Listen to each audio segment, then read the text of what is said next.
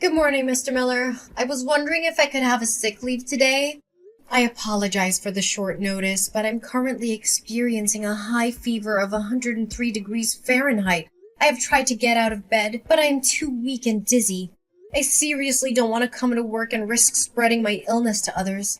I've already contacted my doctor and they've advised me to stay at home and rest.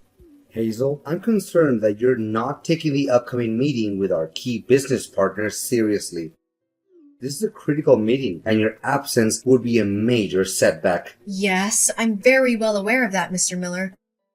But my body just simply refuses to do as I want. No, but you and Mr. Jones from our parent company, Evergreen Corp, will be discussing a new project that involves building $1 million hospital for the elderly. This project will be a significant contribution to our company's reputation on the market, and I believe your presence is essential to its success. Therefore, I will not allow you to be absent from your work today. Mr. Miller, I understand that you are concerned about my upcoming meeting with Mr. Jones, but I am afraid that I am not physically able to attend. I am completely exhausted, and I cannot even lift my fingers. I'm worried that if I force myself to go to work, I will only make myself worse, and I will not be able to contribute to the meeting effectively. On that account, I truly need a sick leave for today so I can rest and recover. Look, I don't care what your excuses are. You know very well that you're having an important meeting today, aren't you? I informed you about it 2 weeks in advance. So why don't you be a little less selfish and show up at work today for the sake of our company? If you want to ask for a day off, at least tell me 1 week earlier. You've been working for this company for at least 5 years, yet you still haven't got a good grasp of the company's rules and regulations? Mr. Miller, I know the company's rules like the back of my hand, but how can I predict when I'm about to be sick? That's impossible. So can you please somehow find another person to replace me for the meeting today? Caleb, maybe? Caleb? What are you talking about? He's enjoying a 1 week vacation with his family. Why would I want to disturb him? He has worked tirelessly and has made significant contributions to our company's success. He deserves to have some days off as a reward for his hard work. What? You agree to let him have 1 week off, but you don't even allow me to be absent for work for just 1 day? What kind of treatment is that? Is this the kind of attitude that you should adopt when talking to your boss? I apologize for my earlier outburst, Mr. Miller. I didn't mean it. I just feel like I'm being treated a little unfairly compared to Caleb as we both work as project coordinators, that's all. Honestly, I've been devoting my time and effort to the company just as much as Caleb has. I think it's not too much to ask for a day off from work once in a while. I know it's on short notice, but being sick is something that's difficult to control. Oh, you think that's unfair? Well, welcome to the real world where nothing is fair. You have a responsibility to your job, and you can't just simply shirk that responsibility by suddenly saying that you're sick. You know, if you feel like you're not up for the task, you could always just quit. No one is forcing you to stay. It's funny how you didn't complain about your salary when you were coasting along, but now that you're actually expected to do some work, you're suddenly complaining? Mr. Miller, you're misunderstanding my point. I love this job and it also provides me with good wages. I'm not trying to complain or say that I'm not up to the job's expectations. I'm just simply asking for a day off because I'm literally not good enough to work today. Fine, you want a sick leave for today? You can have it. But remember to submit your request for sick leave tomorrow when you come to the office along with your resignation letter. If you don't, I'll compose a termination letter and send it to you personally. Mr. Miller, are you threatening to give me the sack just because I'm requesting a day off? I'm curious as to why you're treating me in this manner. I'm certain you're aware that your actions are in violation of employment law. Well, I'm not threatening anyone. As your employer, I can say that you don't have any respect for your superior and you don't fulfill the requirements of this job.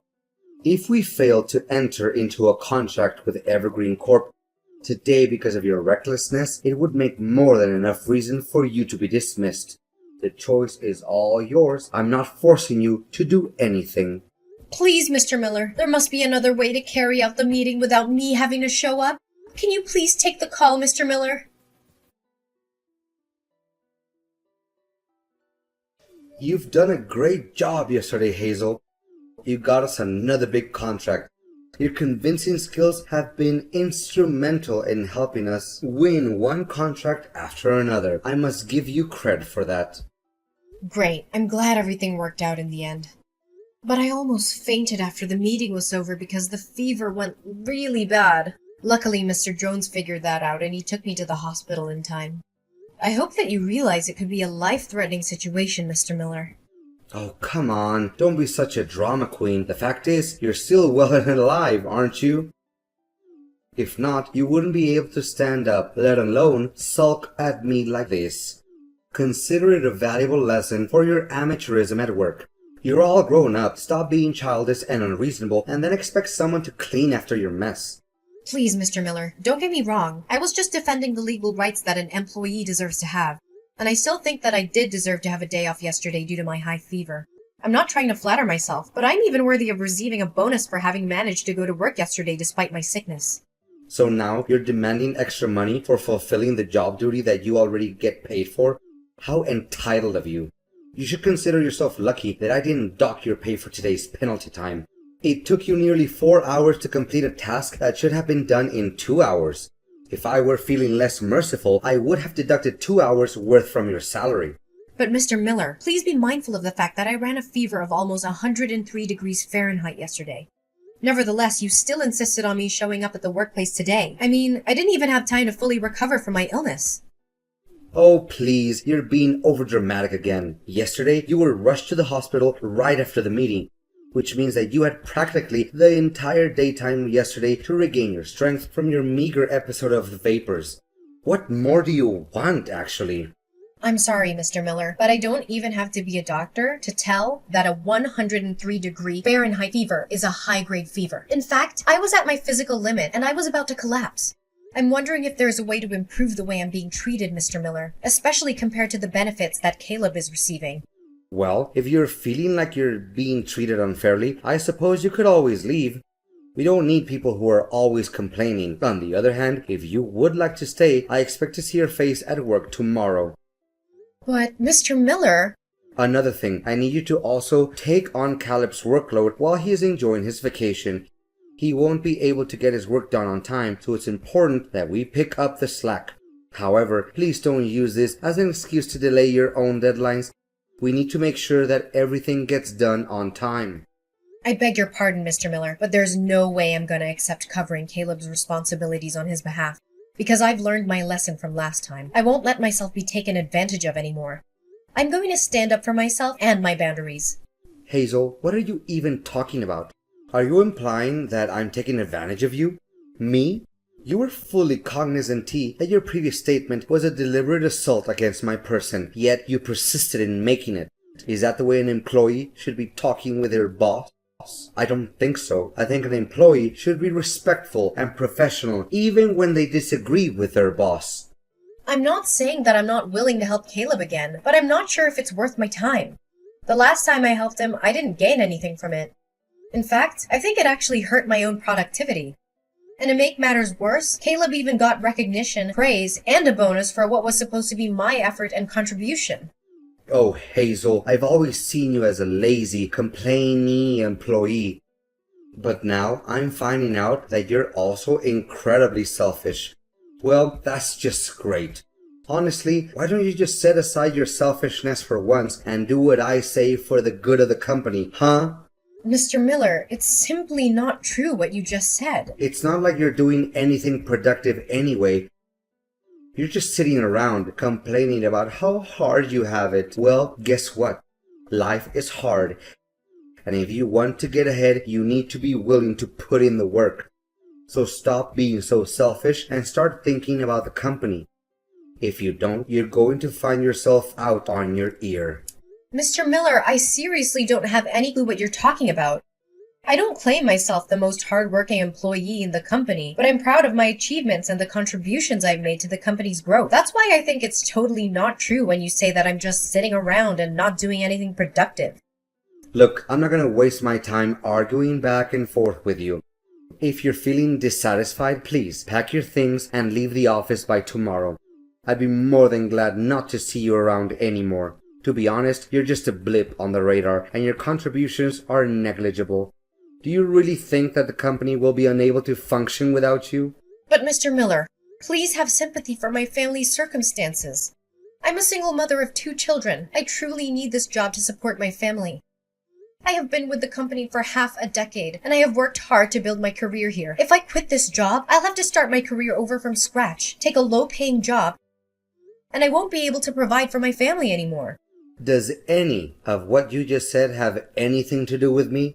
Don't delude yourself that you're the only person in the world who has a family to support and needs money to get by. Wake up and face reality. Everyone else is dealing with the same issues as you're having right now, so your excuses mean nothing to me. Mr. Miller, I am simply asking for fairness.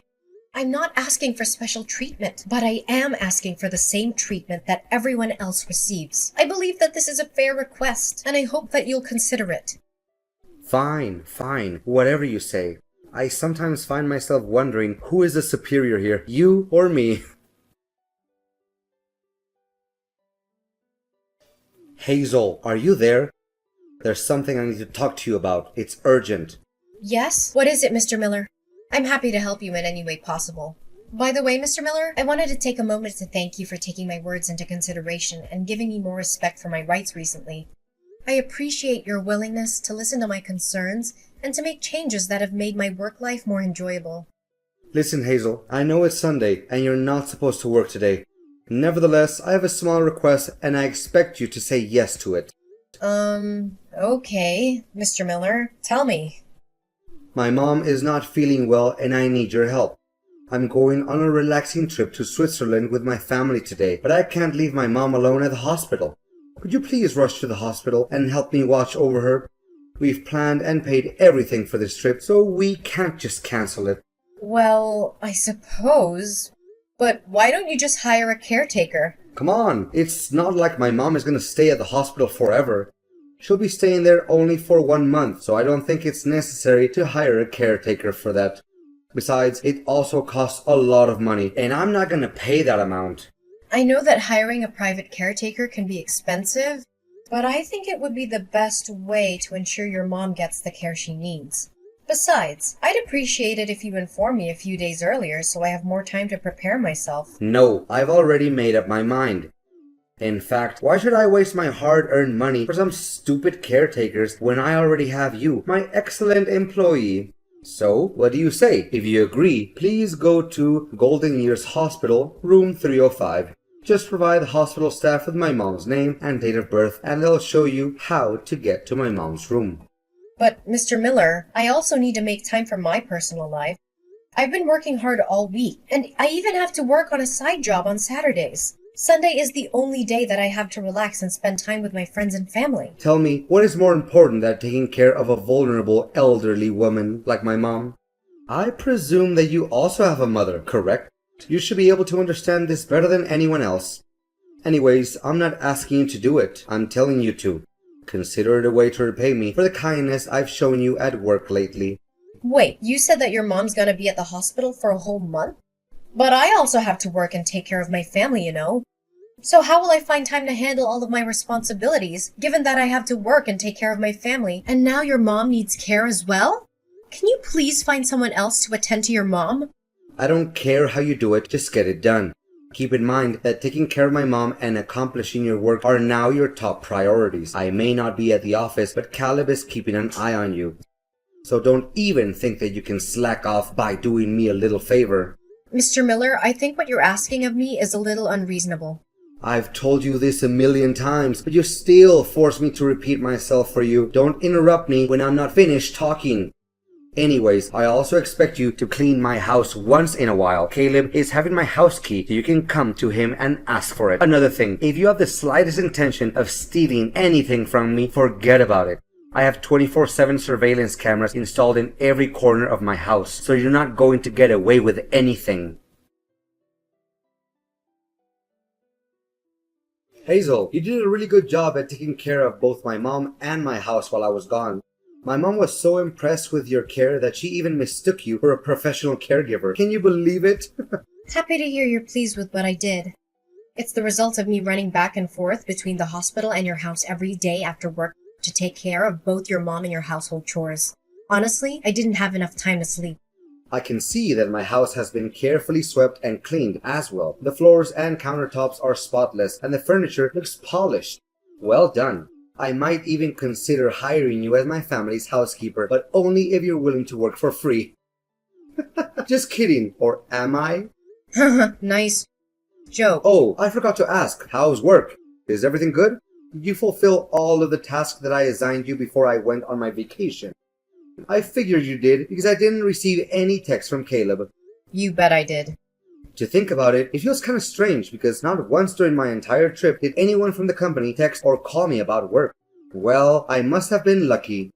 You know what, Hazel? That was the most satisfying and relaxing vacation I've ever had for a very long time. I'm feeling so refreshed and I can't wait to get back to work tomorrow morning.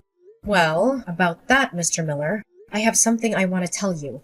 What is it that's so difficult to tell? Wait, you and other people at the company are gonna throw me a surprise party tomorrow, like you did last time? Well, I really appreciate you guys' thoughts, but you don't have to do it for me. Seriously. I'm just happy to be back at work, and I'd rather just keep things low-key. It's not about that, Mr. Miller. Honestly, I don't know how to put it, but your employment with the company is being terminated, Mr. Miller. What are you saying? You mean that I'm being fired? That's not even possible. I haven't done anything out of line to get myself in trouble. Wait, did you badmouth me to Mr. Jones? That's the only thing I can think of. You're the only one petty enough to do something like that. I knew I couldn't trust people like you. You're all just a bunch of backstabbers. Well, you're half right. I did talk to Mr. Jones about you, but I didn't mean to get you fired. I just told him the truth and nothing but the truth. What truth? You're getting on my nerves. Tell me now. Firstly, don't get me wrong, but I didn't intentionally meet Mr. Jones in person. We accidentally bumped into each other when I was taking care of your mom in the hospital. It turns out that Mr. Jones's mother had fallen ill, so he was spending all his time taking care of her. I must admit, the way he took care of her was truly heartwarming. He was so attentive and loving, and it was clear that he cared deeply for her. I'm sure any mother would be lucky to have a son like him. Hey, can you please cut to the chase? I don't have the time or patience for this nonsense. What did you say about me to Mr. Jones behind my back? Well, as I said, nothing but the truth. I told him that you forced me to go to work when I had a high fever, assigned me all of the work that was meant for your favorite employee, Caleb, and even made me take care of your mother in the hospital. You don't know how shocked Mr. Jones was when he learned that the person I was caring for wasn't my own mother, but it was your mother. How dare you badmouth me like that, you witch? You're gonna pay for what you did to me. To be honest, I didn't want to rat you out, but Mr. Jones insisted on knowing what was going on and what other things you had done to me. I had no choice but to tell him everything. Mr. Jones was so angry at the way you treated me that he decided you were no longer fit to be the director of our company. So that's basically the whole story. No, this can't be happening. You do realize that you just ruined my career and my life, Hazel. You have to take responsibility for what you did. Come and talk to Mr. Jones again. Say that it was just a little misunderstanding between the two of us. That you made up all those lies just to take me down. You know what, Mr. Miller? Or should I call you by your first name? Ryan, right? I did feel sorry for you, and I also thought of helping you clear my name. But alternatively, why should I ever do that? I was simply stating the facts, so I have no reason to feel guilty. You, on the other hand, took advantage of my kindness and made me do all kinds of irrelevant tasks for you without even so much as a thank you. You little... Hazel, my beloved employee, can you please take a moment to calm down and then ask Mr. Jones to reconsider his decision? You already know that my job means everything to me and my family. I told you the same thing last time, Ryan. And what did I get for it from you? A dressing down. Well, this time, you're on your own. I'm not going to keep bailing you out of your messes. Eventually, Mr. Miller, my toxic boss, was fired. I felt a twinge of sympathy for him, but I was also relieved to be free from his reign of terror. Ryan tried to contact me numerous times after he was fired, but I didn't respond to any of his calls or text messages. After all, I didn't make the decision to fire him. Mr. Jones did. Mr. Jones even promoted me to be the developer for the elderly hospital project after being impressed by my skills in taking care of the elderly and my work ethic. That wasn't the only good news for me. Mr. Jones was also appointed as the new director of the company, replacing my old boss, Ryan. I was thrilled with these developments. I knew that I could contribute to the company's success under Mr. Jones's leadership. I was also grateful to him for believing in me and giving me these opportunities. The world of employment can be a scary place, and dealing with a toxic boss is definitely something I would rather forget. However, it has also taught me valuable lessons, such as knowing my worth, speaking up for myself, fighting for my legal rights, and seeking help from others.